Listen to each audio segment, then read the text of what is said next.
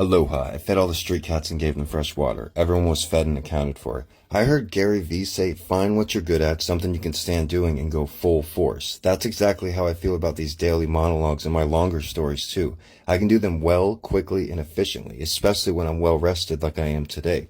I slept great last night. I only woke up once at midnight. I'm always on edge when I'm sleeping in order to protect myself. It's just a habit I developed. There's a woman here who has an unhealthy interest in me. She doesn't speak much English, but I've literally heard her say, I know when you're sleeping. I've been told that I snore, and she does hang outside my bedroom window, so I think that's what she meant. I've been having very detailed, intense, and vivid dreams since I quit smoking weed.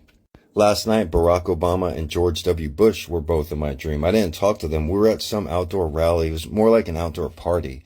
George W. Bush was the life of the party. He literally had alien friends with him. Obama at one point tried to get in W's sunshine, but the crowd or partygoers really loved Bush and not Obama.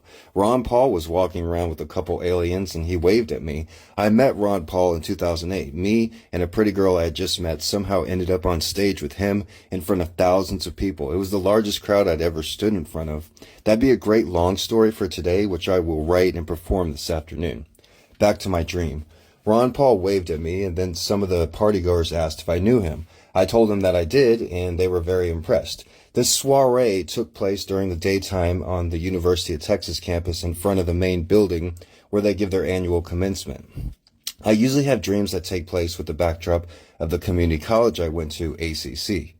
However, when I'm dreaming, the ACC campus is in the same spot in downtown Austin, except all the old buildings are rebuilt and redesigned. One reason I enjoyed going to school at ACC so much is because it was Austin, Texas' first high school, and unlike every other school I'd been to, it wasn't modernized or updated. It essentially looked as it did in the 1950s. I go into detail about that in my first book, Gonzo Education.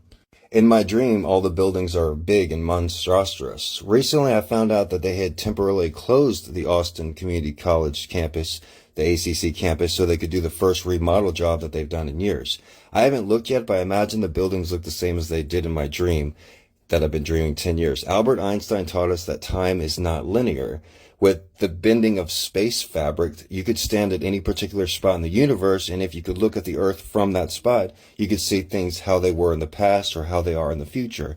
When one of Albert Einstein's closest friends, Michael Besso, died, he told the family, now he has departed from this strange world, a little ahead of me. That means nothing. For us believing physicists, the distinction between past, present, and future only has the meaning of an illusion through a persistent one. Einstein died a little over a month later, right after his dear friend.